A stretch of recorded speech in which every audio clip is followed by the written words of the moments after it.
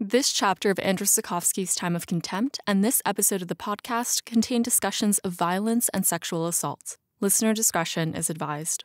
When it comes to, Little Falcon, we've spent the last 2 episodes of the podcast with guests on both episodes from Poland and the Czech Republic, 2 episodes in a row. We've spoke about, diminutive forms of words and things like little horse, I imagine, was a diminutive version of a horse. And I wonder if Little Falcon was also in the original Polish, baby falcon. Yeah, it is. It's like a feminine small falcon or whatever. You know how roach was technically it would be more like roachy or whatever. Yeah. Yeah. So that's what we found too, yeah. It's like baby fish. Yeah, little fishy, which is so cute. Yeah, Geralt's an idiot. We love him. Yeah.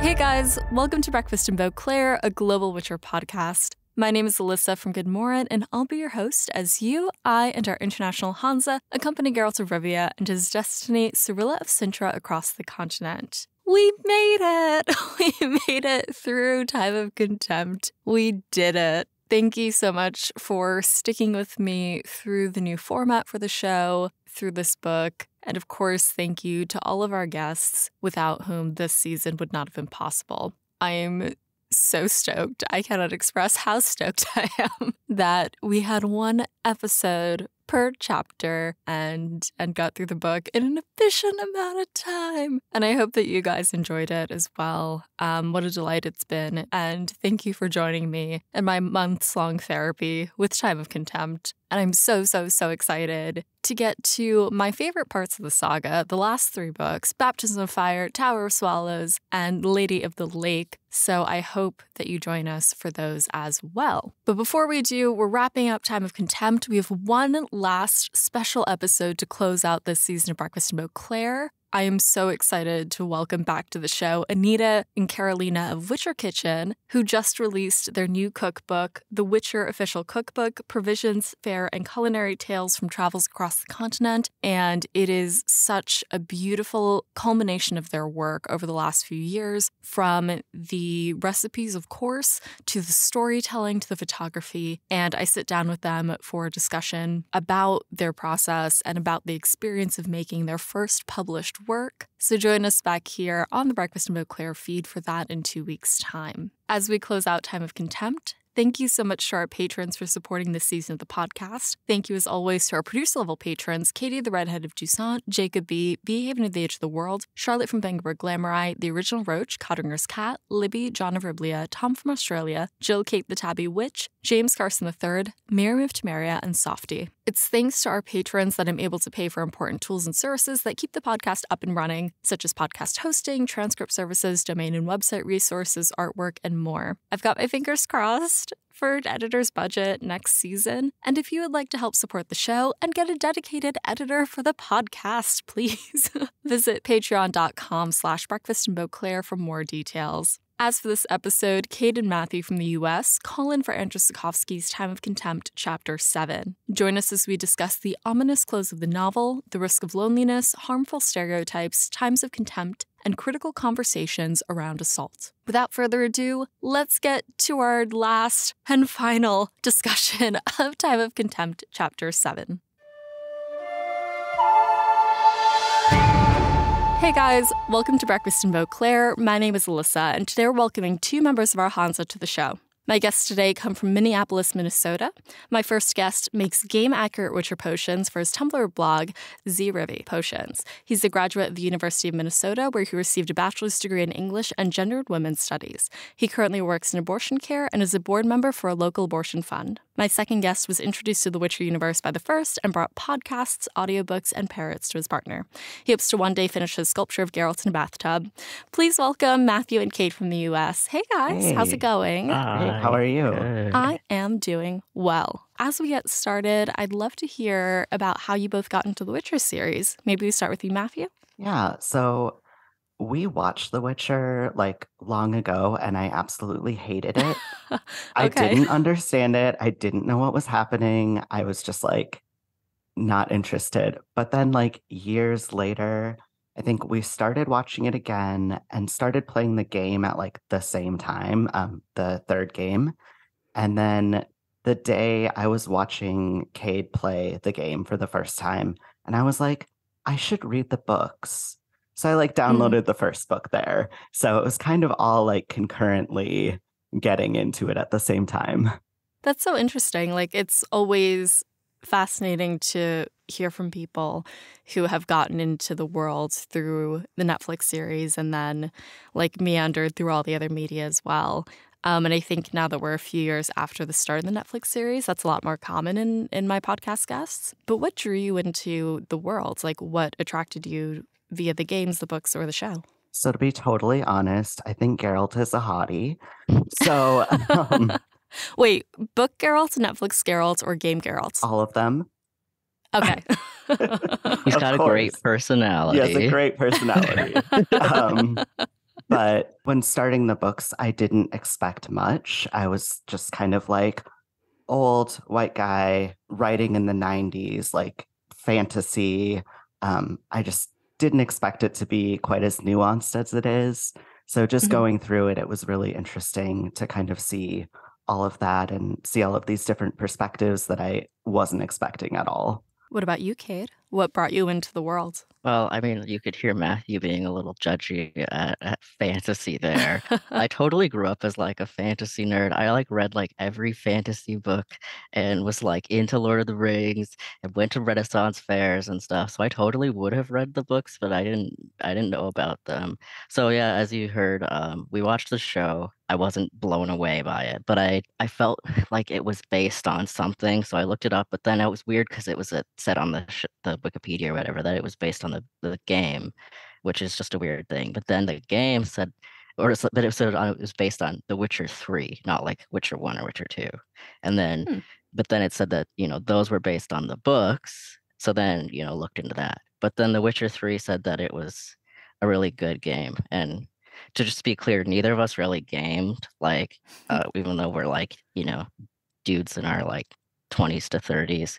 We don't game at all, but I like was given a PS4 like right at that time, and we had played one single role playing game before, and the fact that The Witcher 3 was like a open world role playing game, that was like exactly the category of the game that we had played and liked, because we're like, it's fun to just run around and like collect things, and you can build a little house, and you can just like set up your house if you want. You can just like cook if you want. And like, yeah, you can fight bad guys, but you could just also make your outfit look nice. And and we're like, that's fun. So yeah, we ended up getting the game and trying that. So then he started reading it and getting into it. And I was surprised because yeah, he kind of doesn't like fantasy. So then I started reading it too. And I honestly do think Geralt seems like he has like a really great personality. He just seems like a really cool guy. He is a wonderful, sweet little himbo, and we love him for it. It's so good. He's a very gentle boy. Yeah. And we love that. Yeah, I too love kind of like open world RPG fan. Like, I think it's like a millennial Gen Z escapist fantasy. Like, oh my God, I can be a homeowner too. Yeah, right. And oh no, it's Sims. I can afford clothes and a house. I know. But yeah, I would love to hear a little bit more about your Tumblr blog as well, Matthew. Yeah, so I really like making cocktails, and I really like baking and just cooking in general. And I've been kind of working with flowers for a while, just like making different floral things, growing edible flowers, that sort of thing. So as I was going through the game and everything, I was like, it's interesting that, you have all the ingredients and things that I recognize, things that are real world edible, things that are real world toxic, and then like these things that I don't know if they have a real world counterpart. So I just was kind of looking at them and decided that I would do a little bit more research. So Kate helped me look into like I was just curious mostly about like where did these things come from? Like, is there maybe like is this a Polish word that might translate to something Mhm. in the game? Are these plants like also in the book? Does the book describe them? So just kind of went through and like spent a very long time just kind of like slowly doing research on that. And then making cocktails based on those ingredients from the game, trying to make them look accurate. And it's just been a fun little project to kind of see, I guess, all of the thought that went into, the game itself and just like taking those things from the books has been really interesting to see. There are so many people in the Hansa that are so excited and interested in like cocktails and brews and beers and wines and everything. We'll definitely have to link your Tumblr account to the Beauclair Brewhouse channel in the Hansa Discord. I'm sure that people are going to love it. If you have a mocktail version, though, let me know. Yes, I've been looking into that and thinking I want to make at least some of those. I'll work on it.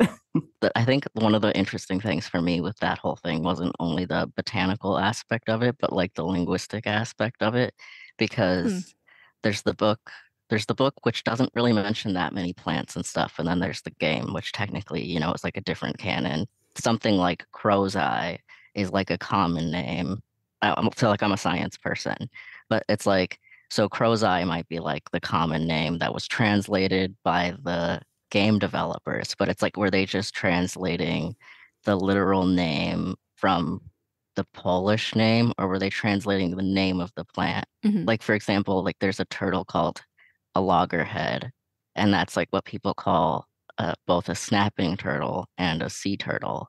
But it's like if you just translate loggerhead, it's like which turtle are you talking about? The loggerhead turtle.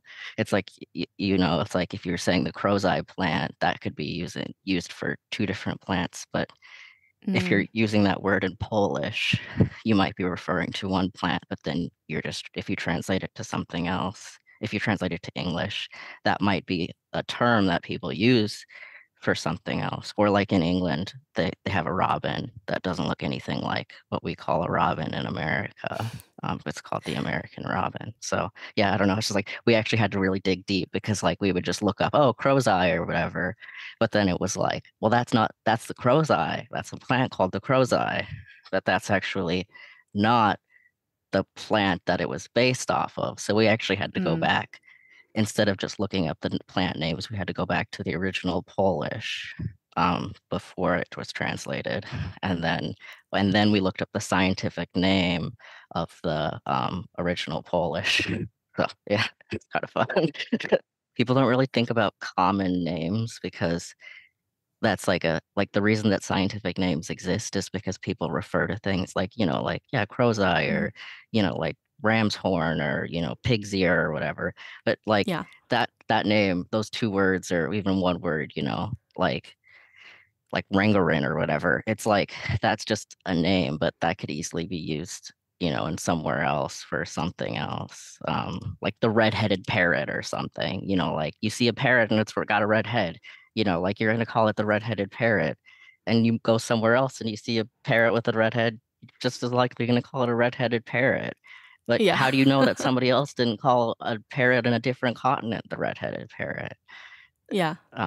Yeah, and that's why scientific names exist, but that's why you have to go to the original language first to be sure, and then go to the scientific name, which those are unique. So yeah, Hmm. Yeah, lots. well, it's exciting to hear that your blog and your cocktails are so well researched and as as accurate as they possibly can be. And yeah, I'm sure that we'll link it in the Beauclair Brewhouse channel. And I'm excited for people to be able to taste a bit of the continent as well in a non-toxic way. Yes. That's not going to kill them or turn them into a witcher. So today we'll conclude our discussion of Andrzej Sapkowski's Time of Contempt, Chapter 7, in which Ciri navigates her captivity with Nilfgaardians and trappers before falling into a mysterious gang. Here's a quick synopsis of the chapter from Future Alyssa.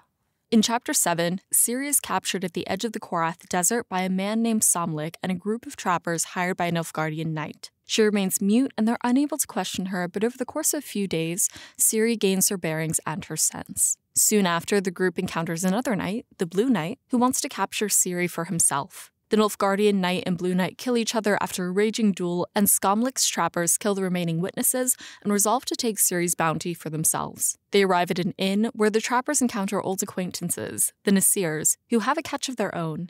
Kaylee, the leader of the youth gang the Rats. While the trappers and the Nasirs busy themselves with food and drink, Kaylee convinces Ciri to help him escape. Suddenly, the rest of the gang storm the inn to save their leader and kill every man standing. The Rats leave Skomlik for Ciri. While she dodges and parries the man easily, it's clear that she won't kill him and the Rats finish him off. The gang makes a break for it, taking horses and riding hard. During their escape, Ciri stabs the man for the first time, a moment that will haunt her for a long while. Once the group is safe, they begin to question Ciri.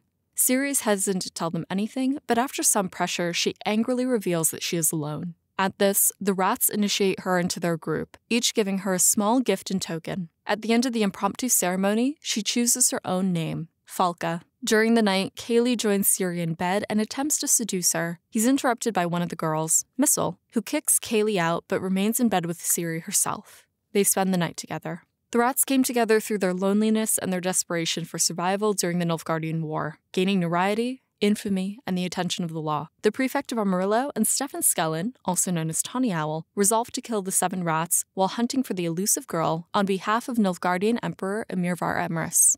So now that we've gotten an overview of the chapter from future me, I'd love to hear your thoughts on Chapter 7 as a whole.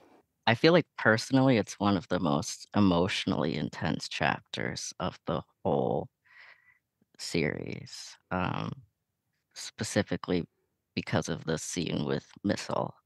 I feel like that is one of the hardest things to reconcile and also one of the most controversial ones for how people interpret it, and then how then people interpret it, those interpretations get I guess how people feel about other people's interpretations, like whether those are okay or not. Yeah, it's an incredibly contentious part of the lore and of the series. What about you, Matthew? I mean, I think it is, a very contentious chapter, a lot going on, but it is really interesting. I like that we're seeing Ciri. We've been seeing her kind of going it alone and kind of in like this phase of, I don't want to say teenage rebellion, but I mean, she's been up against a lot, just kind of going it alone. So it's interesting to see her kind of almost thrown into this new group, and we get to see a little bit of that here, but then we get to kind of like wonder what's going to happen in the next book. Absolutely. It is such a startling, and I don't think promising is the right word. What's the negative version of promise?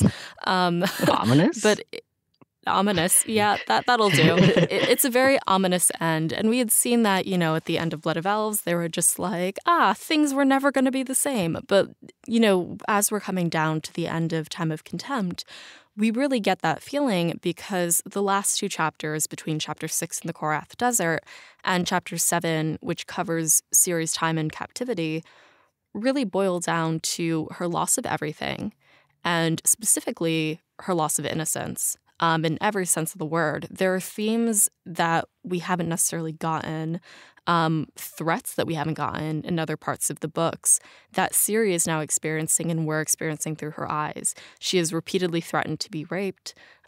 She is sexually assaulted throughout the chapter. There's a lot of feelings of shame and feelings of fear. And this is not something that we've experienced quite this way in like a first-person sense in The Witcher at all. We know that Time of Contempt just quickly shifted the tone of the series. We saw that in chapter 1.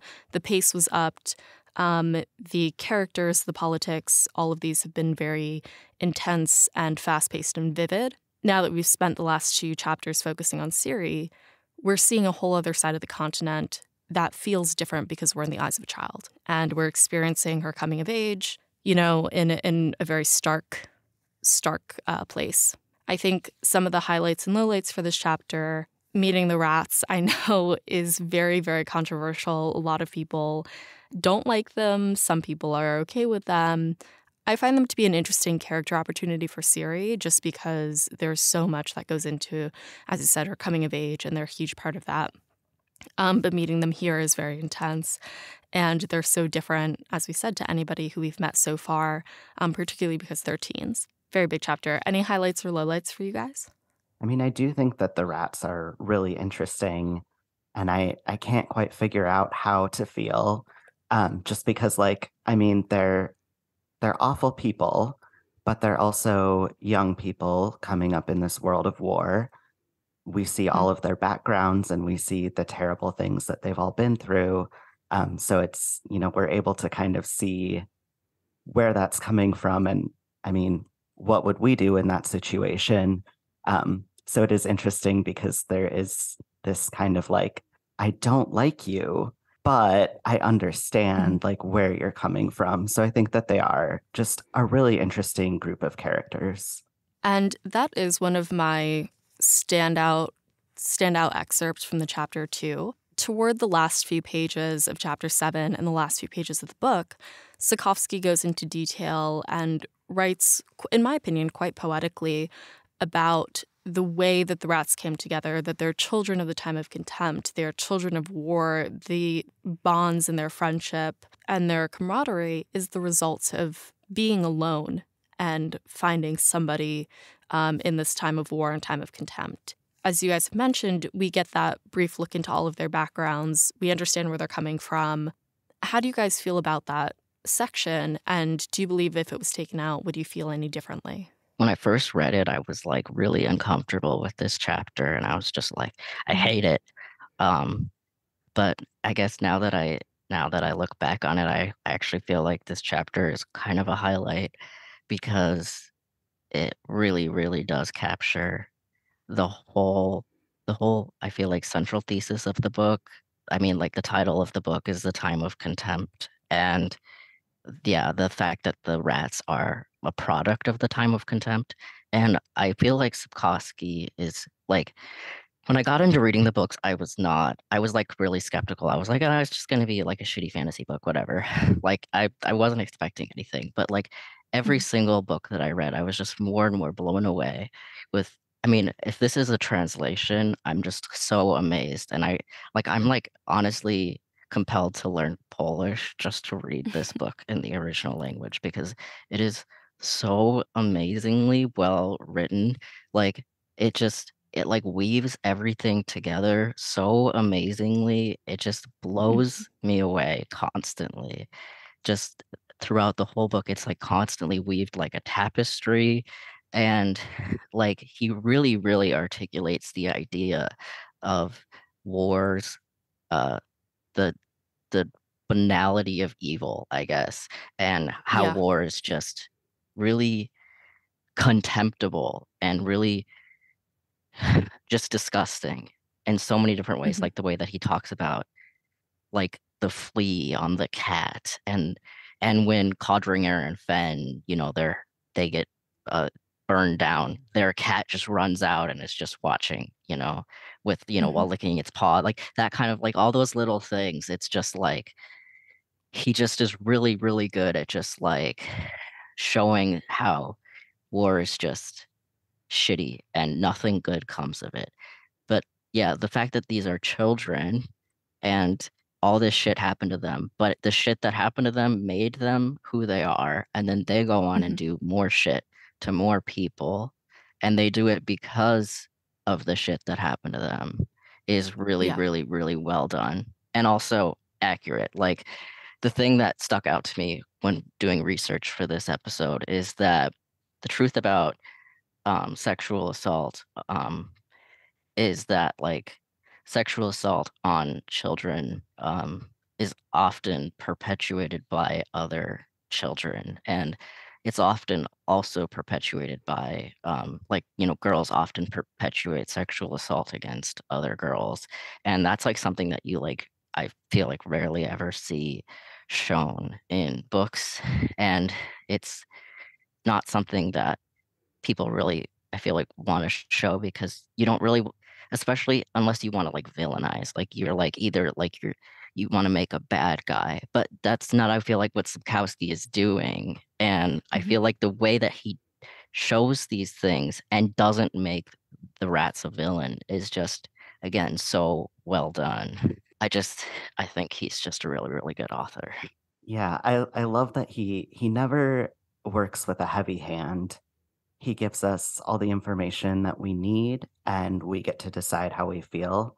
So I love that we do get the background to all of the rats individually, because it's just kind of like, here, you know, we met them. They're kind of awful. You've been reading this chapter and you probably don't like them very much. But by the way, here's kind of how they came together and their background. And I'm not telling you how to feel, but you know, it's just something else to think about, which I think is just a really interesting way to kind of lay things out that he really does again and again in his writing style. I think that's one of the beautiful aspects of seeing so many different points of view throughout his work. Obviously, we've seen Nilfgaardian commanders, we've seen Emir Var Emrys himself, you know, we've seen the kings of the north and Meve as well, deciding the fate of the world in very removed and like almost clinical terms. We hear about the movements of soldiers, that sort of thing. And it certainly reminds me of that quote about like, you know, old men decide wars or old men make the decision to go to war, but it's young men that die in them. The impact that this actually has is so poignant here. Because obviously, you know, we spend a lot of time with soldiers and Geralt and Yennefer and all of these decision makers, whereas to see the effects on children and where this path has taken most of the continent is so grounded and so telling in a way that we wouldn't normally see from those, you know, removed characters that we're so often with. The chapter and the exposition here details their product of this time of contempt. There are so many awful things that have happened to each of them individually. And now that they've found each other, they're just enjoying the ride. Like, they're not necessarily killing out of self-defense or looting out of like, they just like it. It seems that we're seeing hints of Ciri moving in that direction too. She's shut down her emotions repeatedly throughout the chapter. She's become numb to so many things. So what is this going to mean now? Like, I think it's so commonly said that like you are a sum total of the people that you spend time with. She's been with Geralt and Yennefer for the last, 2-3 years. And now she's fallen into this group of kids and teens who kill for sport and kill for fun. And she has all the capabilities and skills to do that. It's her morality that is, for lack of a better word, standing in the way of her survival, as Iskra puts it. Like we said, it's a very ominous note to end the book on. Yeah. I mean, I don't think he's doing that in like a cliffhanger ending. Read that, stay tuned next week. But it definitely does make you want to keep reading just because it's so dark and you're like, I hope something better happens. Do you guys feel that it's possible to sympathize or empathize with the rats and with Ciri at all? I think absolutely. I mean, mostly because we do get that background. I think that's an important part. And I mean, I have never lived through close at home war. I've never been through this contemptuous time at home. But it is just seeing their backgrounds. You can definitely understand, I guess, why they're doing what they're doing. I still, don't love it. I don't love that for them. I don't love that for anyone else. You can't put them in one box. Like we were saying earlier, they're not made into villains.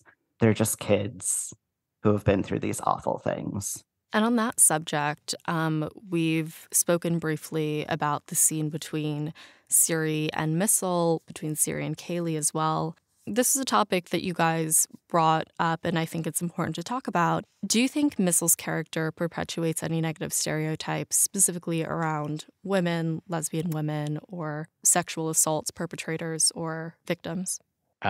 It's a heavy topic. Yeah. It's a very big topic So for us. I think, we actually reached out to you like a while ago because we were like, hey, or like I reached out anyways, but I reached out on behalf of me and Matthew because I wanted to volunteer to discuss this topic, even though it is a heavy and hard topic.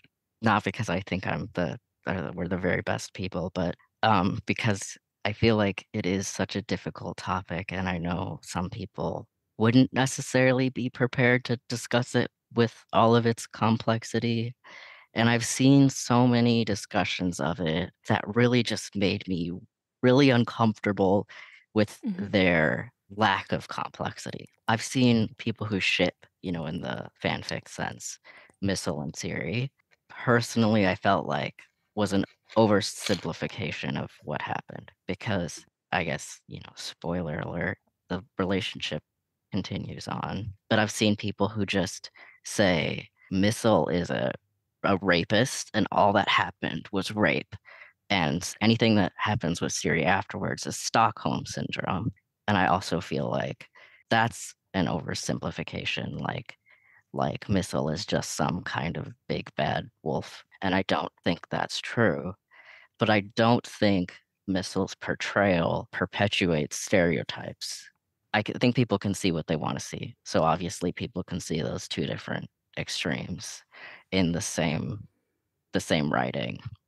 But that's not like Sapkowski changed the story for those two people. I think what's there is a complex narrative in between the two, which is that Mistle, as we've discussed, is a child and herself a victim of many different things, and a person who's also lonely and wants love, and also does something to another person that is not cool and not cute or, kawaii or, like lovable, but is understandable in a context, at least understandable why some people do that. Like you can look at the data and see that happens, that people do that. So I don't think she perpetuates stereotypes personally. Yeah, and I've definitely seen, there are a lot of hot takes out there. And I've particularly seen a lot of people who are unhappy that it is in the book at all, and that the scene exists, which obviously it's disturbing, it's uncomfortable to read, but Sapkowski never really shies away from the horrors of war and the horrors of the human condition. So I definitely think that it's important for it to be there in the way that it is. I've also seen a lot of hot takes along with that, though, of people, again, thinking that it wasn't assault, what Mistle did, which, we can talk about all sorts of things with that, about, women can't assault women or anyone. But I think that it's not downplayed, but it's written in such a kind of realistic and non-violent, physically violent way, that I think a lot of people don't really understand the complexities there, but it also makes it, a lot more disturbing, I think, at least personally, to read. Just sort of this, I guess, it feels kind of like being underwater when you're reading it. It seems kind of like far away, which, because we're seeing it kind of from Ciri's eyes, and we can see that she's kind of shrinking into herself and kind of slipping underwater. So I think it's just a really interesting, nuanced way to write about it. Yeah, I would certainly agree. I think that this is a non-physically violent, as you said, Matthew, way of describing assault, sexual assault. And I'm sure that the content of this scene is going to be uncomfortably familiar to a lot of people out there, men, women, non-binary people who have experienced feeling like this.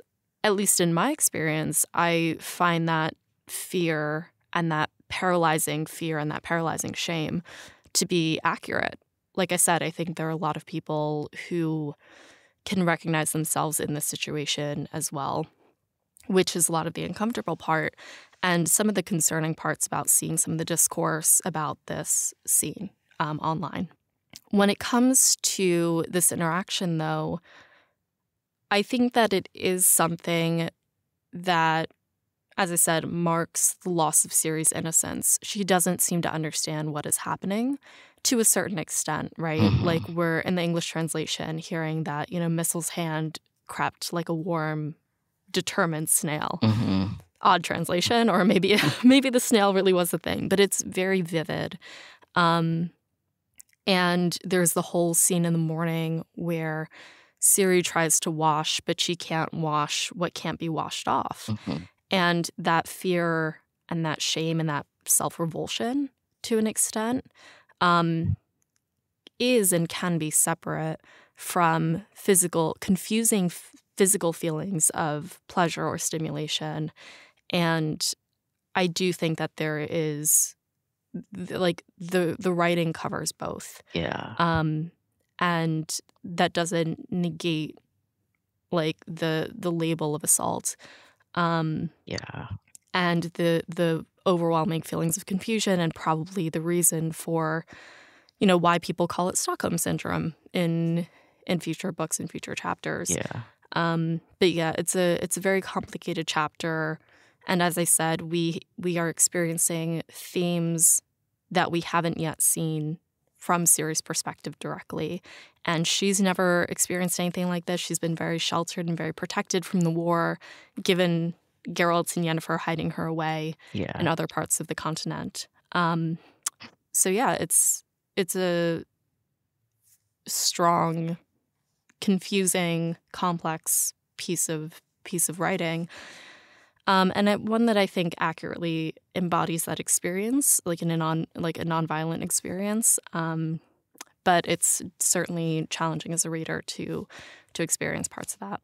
Yeah, the whole part about washing away is, I feel like, again, another really good example of good writing, because that's something I feel like anyone who accuses Sapkowski of, whatever, just being a cringy sexist guy, it's like, I feel like that just, to me, feels like he has to understand it on some level. He's either talked to people or been a victim of it himself. That just really feels like something that somebody who's been a victim would write. And yeah, even if you enjoyed it or have confusing feelings about the actual physical experience, you can still feel that way, like Yeah. just confused and like you need to get clean, but you can't actually wash that off. And the whole experience contrasts with the whole experience prior, with the fact that she's explicitly talking about her lack of experience with when she's with the unicorn, and thinking like, well, this must be why I have this unicorn friend, because I'm clean and stuff. And I feel like the fact that it is a unicorn and the fact that that's drawn really draws contrast. I think that's a great thing to bring up from the last chapter as well. I completely forgot about the connection because I focus so individually on individual chapters when I record. But yeah, that was such a huge part of chapter 6, that to have her declaration of like, me and Yara only ever kissed. It was never anything real. To like an explicit sexual experience. It's a huge, huge contrast between these two chapters. And a sudden one at that. I was wondering, could I just read this note about statistics? We don't know the Rut's actual ages, but we presume them to be between the ages of 16 and 19 when Ciri meets them. We know Mistle was attacked and raped shortly before joining the rats. And in the real world, younger victims of sexual assault are more likely to have younger offenders, with 40% of perpetuators assault kids under the age of 6 are minors, and 40% of perpetrators who assault kids under the age of 6 are minors, and 39% of perpetrators with victims aged 6 to 11 are also juveniles, even though nearly all sexual assaults reported to law enforcement were perpetrated by men. Females were actually more likely to assault children. When a child under the age of 6 is assaulted in a home, the most probable perpetrator is a juvenile friend aged 12 to 17. When a victim under the age of 6 is assaulted anywhere other than their home, the likelihood that the assailant is a juvenile acquaintance under the age of 12 increases significantly. When the victim is a bit older, ages 6 to 11, and the attack occurs somewhere other than the victim's home, the probability that the offender is a juvenile friend increases even more.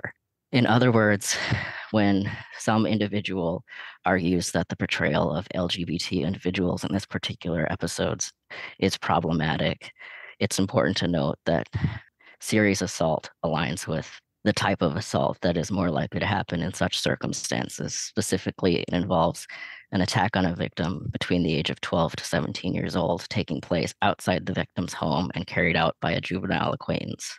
Still, the viewers who find it problematic, it's essential to acknowledge and understand their perspective so that we can engage in a more comprehensive discussion about the portrayal of diverse characters.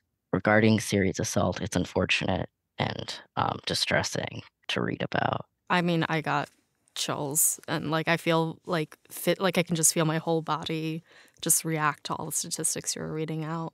I wonder to what extent it's mimicking or mirroring the experiences that they went through. Like they don't really understand what's happening, but they're doing it to others because it's a learned behavior. The cycle of abuse. It's like that's 100% a thing. And I think that's another thing that makes me feel like Sapkowski is writing reality, but nobody else, but people prefer big bad villains. They don't prefer a little girl perpetuating sexual assault on a little girl. Nobody wants that. Yeah. They want a big bad wolf who's a man, who's big and strong and wears black. And, I mean, we'll get there eventually, but you know, we'll build to that. Yeah.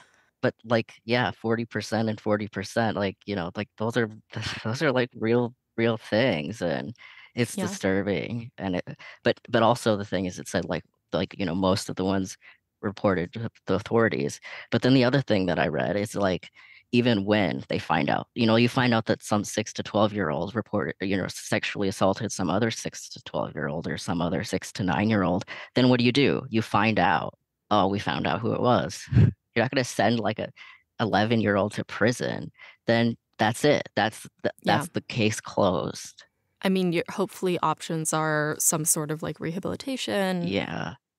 But a lot of times it's not, especially if it's a girl or whatever. Like that's the kind of stuff that doesn't go on the records and doesn't make big news and stuff. And it's not even considered, and it's not lesbian or LGBT in those cases. A lot of times it's just a cycle of abuse.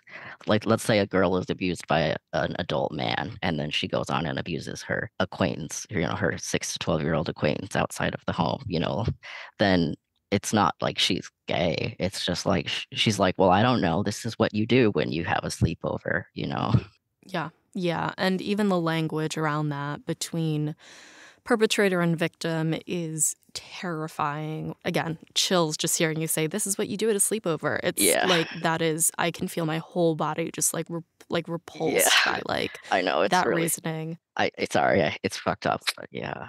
Yeah. I think particularly when you look at the rats as characters and the things that have happened to them in this time of war, it talks extensively about the helplessness with which they felt when their families were murdered, when they were brought into the front lines, when they were abandoned by their own people, so on and so forth. And you look at the acts of cruelty that they're doing, the killing and the murdering and the looting that they're doing, and how much of it is suddenly having some sense of control or power and agency over their own lives that they didn't at some point. And I think that is an important conversation and topic to think about in regards to not only what they're doing as a gang, but also, even in these intimate moments, Mistle didn't have any power. Does she now over Ciri, as Ciri is, confused and submissive and terrified and paralyzed? And you So might, I wonder, how much of that is just them having any control or agency. and it's easy to think like, well, when it was happening to me, I didn't enjoy it, but I'm gonna make it so that you do, and so it'll be nice or whatever. But then it's Yeah. like, but it's really complicated. Even if you're making the person have a good time, like I've seen a lot of that with like, like adults having relationship with minors. It's like, why is statutory rape problematic? It's like, Yeah. well, it's like because of power dynamics and because of autonomy and the ability to consent when you're a child. And yeah, like the ability to understand and the way that then you develop as an adult your whole life afterwards, feeling like you didn't have power as Yeah. a child. And that's the kind of thing. It's like, so you might be, if you were a child that was violated, you might be trying to reclaim some of that power, or say Yeah. like, oh, it wasn't enjoyable for me, but I'll be giving you a good time. But then it's like, but now you've just perpetuated the cycle of abuse. You might be Yeah. thinking you're doing something nice, but it's still bad. So the question, could you empathize? It's like, yeah, empathize, but sympathize is, I feel like they're separate things for me. It's like Mhm. I can understand where you're coming from, but that doesn't mean I endorse it. That's particularly why I feel uncomfortable about 18 is the age of consent and everything's game after that, Yeah. or half your age plus 7. Yeah. It's so uncomfortable because yes, it is by law legal consent, but it is not guaranteed to be meaningful or well-informed consent. And it creeps me the hell out. It really does. It's just one of those things that when you throw in power dynamics and you have to acknowledge that the life experience at different ages is so different, and the ability to meaningfully consent is so important. And it's something that I believe very strongly in. There's this 3-part podcast called In the Know. It's like by the people who made Radio Lab, and it's like one of the best things I've ever listened to. It's about consent. It's like they talk about it in 3 different ways. It's like a really thoughtful, deep dive into the complexities of consent. Yeah, it's good. Would recommend. Yeah, I'd be interested to listen. Matthew, was there anything else that you wanted to add? I think I just wanted to kind of note the theme of the lesser evil, because we see that, coming up throughout the books. So and I've seen a lot of, again, hot takes about that, Mistle is better than Kaylee. Is Mistle the lesser evil between her and Kaylee for Ciri at this point? And, I would say no, definitely not, because there is no lesser evil. So I guess I would just note that that's kind of an interesting theme that's coming up again here. And you see that Ciri is slightly less afraid of Mistle because she's, the same size and her hands are smaller and all of that, but she still has the same revulsion and fear with both experiences, and that doesn't come away in the morning. Yeah, it's a distressing and disturbing piece of the chapter to read and to experience. Not the last we'll hear of the rats, of course, and the relationships that Ciri will develop with each of them will certainly grow and change, as will she. On that subject, Ciri, when she's asked for information about her, she kind of clams up and doesn't say anything for a while, but when she finally speaks and, talks to the rats, they ask her what they should call her. Isker at this point has been calling her Little Falcon the whole time, and Ciri says that she wants to be known in the Elder Speech as Falcon. That name is Falka when she introduces herself. Do you guys think it's a coincidence that Ciri takes on the name Falka, or do you think it's supposed to be directly related to the Falka that we've heard throughout previous chapters, the Falka that burned the Northern Kingdoms as an act of revenge? I mean, I certainly don't think that it's just out of nowhere. And Ciri has just, seen right before this, she's seen a vision of Falka in the desert. And we're kind of seeing her, I think, taking on a new role in her life. She's kind of shedding Ciri at this point and trying to become something new. And I think as she kind of goes along with the rats, we are seeing her, like you mentioned before, she's kind of dropping her moral compass at this point and kind of the things that she's been living with. So I think Falka taking that on is kind of like this new her with a different or less of a moral compass. It kind of seems like the name Falk is kind of like Hitler in that world. Like that name kind of has a certain connotation. So like people don't say Falka, oh, Falka of, the daughter of the, former Redanian king. Yeah, and like you said, she just had the vision of it.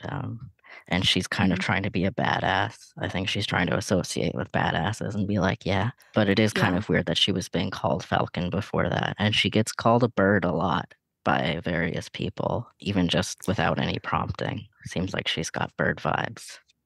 Bird vibes. I mean, Sapkowski loves his birds. I forget which guest it was that kind of went. It could have been Maddie that would be on brand for her. Just to talk about all of the birds that show up across the Witcher series. It's interesting because from a literary perspective and from a writing perspective, like obviously it's not coincidence, right? Like we've spent multiple chapters and like little snippets here and there. There was, I think, like a pre-chapter intro that actually talked in more detail about Falka. I think it was at the start of the book, come to think of it. Yeah, it starts with her. And then at the beginning of the chapter, it starts with a quote about her. Yeah, so we're opening and closing the book with references to Falka. We know Falka was burned at the stake. Ciri, goes through that trial in the desert. She loses her magical abilities because she has experienced fire. And it does feel like a bit of an allegory of like a phoenix. Like, aha, I'm somebody different now. Woohoo! And maybe a bit of like she's also been burned like Falka. Yeah. Yeah. So all of that, I think it certainly harkens back. So in the context of storytelling, that feels very intentional on Sapkowski's part. It's interesting that it comes up so organically in the actual like conversation that the rats are having. Iskra calls her like a little falcon, and Ciri says it as like a direct jab to the elf. Yeah. And they build a little bit of camaraderie that way. This was another thing we looked into, the linguistic roots, because we were like, does this even make sense? Like, like for it to come up organically as it did, like linguistically in Polish and then the Elder Speech and stuff, which in Welsh, since so much of the Elder Speech is based directly off of Welsh. We kind of looked into that and found like pronouncing Welsh is not something I can do, but Welchka is the Elder Speech, which is directly from Welsh for Falconess. So it's just a really interesting like use of linguistics there. Yeah, I find it so funny that like Sapkowski's like, I'm gonna write this like other planet fantasy series, and the most fantasy part of the fantasy world is gonna be Welsh. Yeah, makes sense. I feel like a lot of the world would agree with that though, because people always complain about Welsh. They're like, "What is this language? I can't even read it." Oh. Shout out to Harold, who's currently studying in Wales, and I think gave up on Welsh on Duolingo.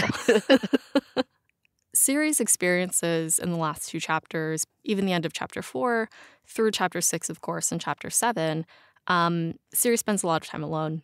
This was a theme that had been brought up throughout Time of Contempt, where she had spoken to Geralt, Yennefer, even Fabio Sachs, saying that, like, I don't want to be alone. I want to be with Geralt and Yennefer. And that aloneness and that loneliness that she experiences is so thematic across this chapter in the book. What do you guys think is the significance of this theme across the book and for Ciri's story specifically? For this chapter specifically, I think that we really hit on the alone thing over and over and over with each of the rats' kind of background stories. It's like they were alone, and then we found this group. And there are a few times that the rats mention that Ciri was alone, and that's why she's in her current situation. So at one point, Mistle says, well, the trappers picked her up because she was alone. And then later, they're like, don't ride at night. No one rides alone at night. Anyone who's alone is sure to die. So I think we just see a lot of that happening with the rats, where being alone is maybe the worst thing that you can be in this current climate, at this current spot. And Ciri has been alone. We've seen her alone for the past chapter. So now we're kind of able to see her making a choice to no longer be alone, even if maybe being with the rats isn't the best place for her. That's kind of what she has to do in order to not be alone right now. And it's not just the rats that fear that. Even Geralt in chapter 5 was telling Dandelion, like, Ciri can't be alone right now.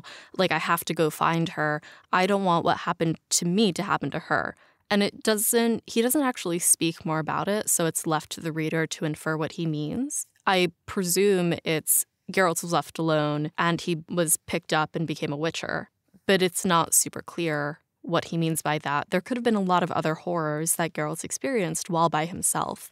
And we can probably presume, based on how old Ciri is, that maybe he was around that age as well, but that's all, speculation. It's just a throwaway line in the middle of the chapter.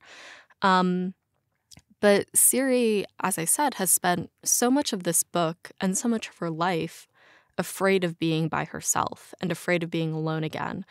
She experienced that in the time after the massacre at Cintra up until Geralt found her. And then she's been with people that she loves for the last 2 to 3 years. Again, this kind of like trial of fire, baptism of fire, if you will. She experiences what her greatest fear is. Like, she has spent so much time being afraid of it, and now that she's alone, she's learning to cope. She got her way out of the desert by herself, with the help of a Horrorquack's little horse. And she stands up to the rats and she's like, I don't need you. I can be by myself. I don't need anybody. I'll figure it out alone. It does feel like that breaking of spirit. And then she'll be remolded now that her spirit is broken. And that's kind of what the end of this chapter, signifies to me, in that she has experienced her greatest fear. So she'll kind of gravitate to whoever happens to pick her up. It's a lot, and I think it's certainly something that, like, everybody can empathize with, right? Like, there's a different side to loneliness and actually being alone and by yourself, particularly in the climate, as you said, Matthew, of war.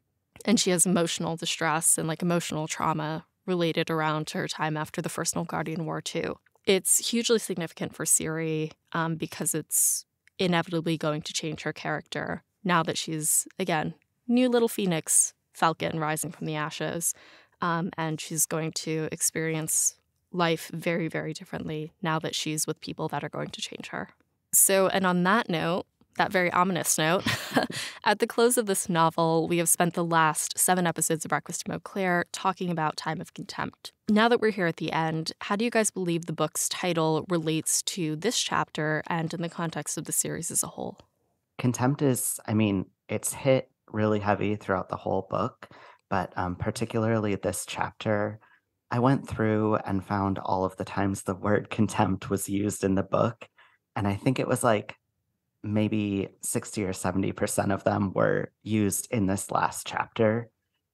We just see it over and over again with the rats and with this climate, just this total disregard for everyone and everything else, a total like lack of respect for other people, other things. So I think it's just interesting that we're really hitting on that in this last chapter, talking about the rats being the children of contempt and just over and over using that particular word. I think it's worthwhile to note that, first of all, that's like an interesting choice of word. Like, I personally don't really use the word contempt that much. And also that the book, I think you said that the title was originally translated The Time of Anger, which also makes me wonder if the word was originally translated throughout the book as anger, which a lot of the uses of the word throughout the book would have been really kind of weird if it was translated that way.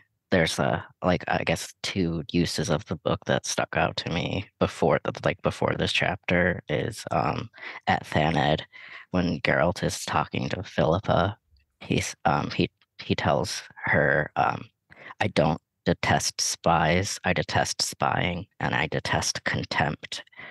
It would be kind of weird to say I detest anger, like I'm angry about anger or something.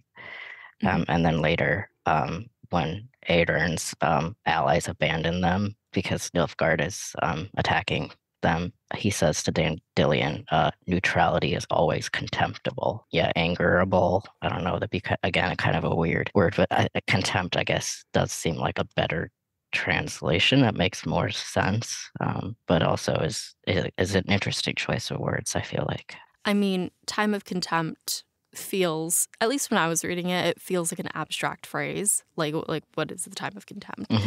Toward the beginning of the book, like, I think even Codringer says, I believe it's Codringer says this to Geralt, he, like, fear-mongers about, like, the time of contempt. And I think, like, there are villagers and things here and there throughout the early parts of the book that are just like, the time of contempt is nigh. And then you realize at the end of the book, when you're speaking with the rats, it's like, oh no, this has been here the whole time. Yeah. Like, it's not something that we have to be afraid of. We're already seeing the effects of it.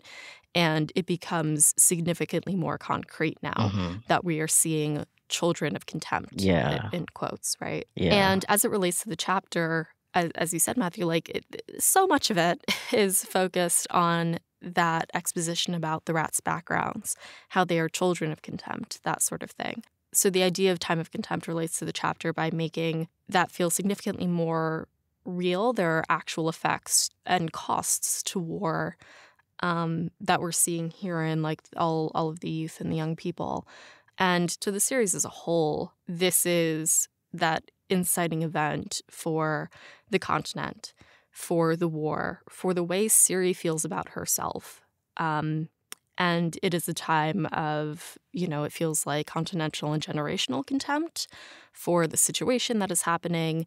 And, on a very personal note, we kind of end on these feelings of, like, contempt and confusion and shame for Ciri herself. And I think we get to see a lot of that, even with Geralt in chapter 5. He brings this up in chapter 1 or 2 when he's talking to Codringer about, like, if I get a false Ciri, what do I have? Contempt for myself at the end of it? No, I don't want that. And we end, I think, with a lot of characters feeling some type of way about themselves and the world around them. And, the series and the continent won't be the same after this book.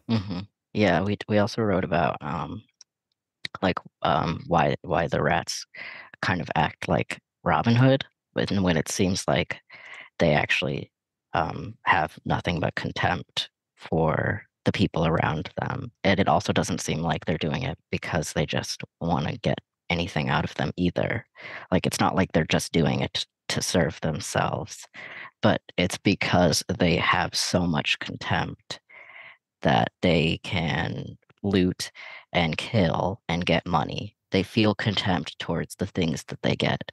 They feel contempt towards the people that they kill, and they feel contempt towards the things that they get from killing people, and then they feel contempt towards the people who they give the things to. It's not like they're giving things in, like, a spirit of compassion or generosity. It's like, yeah, here, take some money, you peasant, and yeah, sure, whatever, you'll give me a bed or a drink, but I still look down upon you. Like, I don't take you seriously. I don't expect anything from you. I think you're a piece of shit, because I'm giving you money, and I realize that tomorrow you wouldn't value me at all.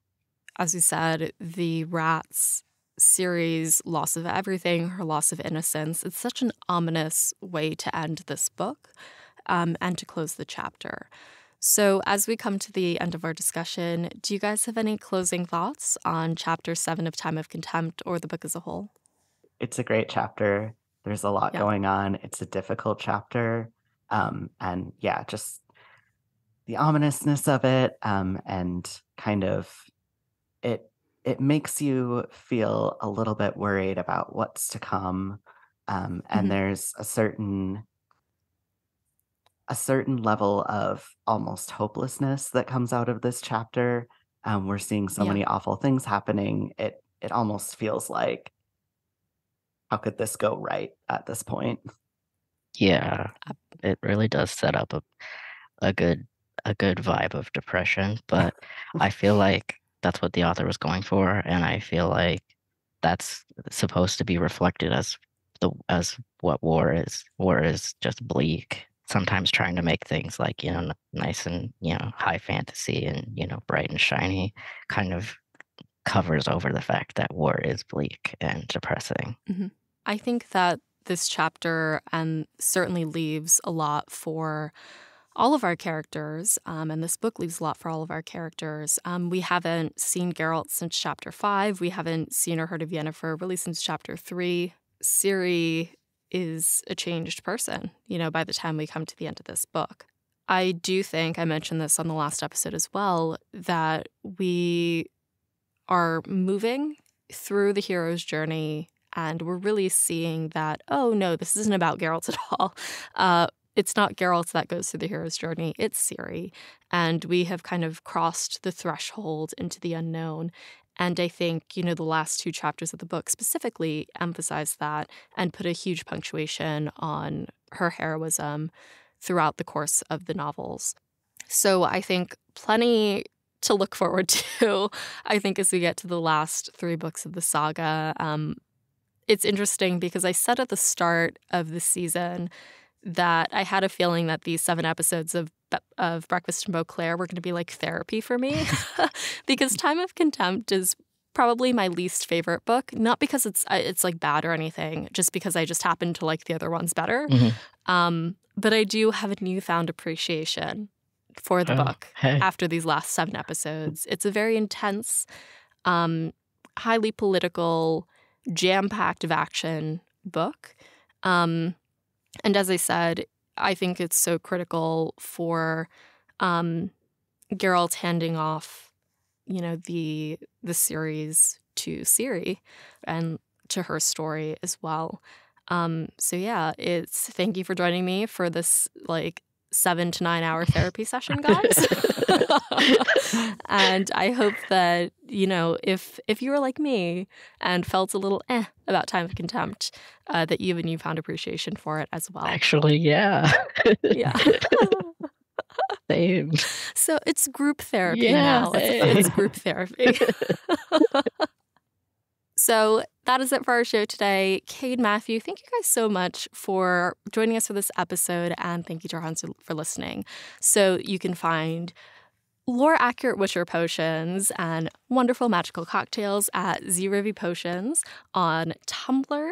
And next episode, join us for a special discussion on the official Witcher cookbook with Anita and Carolina of Witcher Kitchen. Thanks for joining us at The Breakfast Table. For show notes, transcripts of each episode, and complete list of our social platforms and listening services, head over to breakfastandbeauclair.com. Breakfast in Beauclair is created by Alyssa from GoodMorhen. It's hosted by Alyssa with the Titans from Tucson, news segment by Larson Witcherflix. The show is edited by Alyssa with music by Alex Berner. Breakfast in Beauclair is produced by Alyssa in New York City with Katie the Redhead of Tucson, Jacob B, Haven of the Edge of the World, Charlotte from Megaward Glamour, the original Roche, Connor as Cat, Libby, Jonathan Leah, Tom from Australia, Jill Kate the Tabby Witch, James Carson III, Miriam Tamaria, and Softy.